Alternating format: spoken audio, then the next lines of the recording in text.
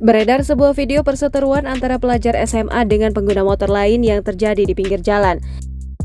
Dilansir dari Instagram @kabarnegri pada 3 Juni 2022, memperlihatkan pelajar SMA laki-laki yang bonceng 3 menggunakan motor metik.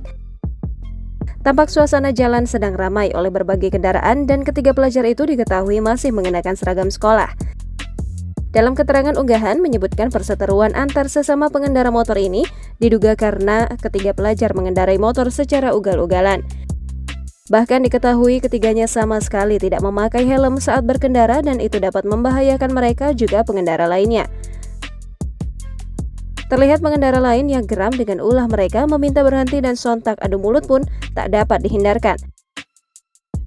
Driver ojek online berhelm merah dan seorang pria mengenakan batik tampak memarahi pelajar yang membawa motor metik itu. Kedua temannya pun mencoba melerai agar tidak terjadi aksi pemukulan.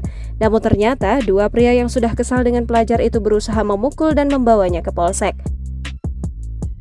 Bahkan saat para pelajar mencoba pergi dari lokasi, dua pria tadi masih berusaha menahan mereka.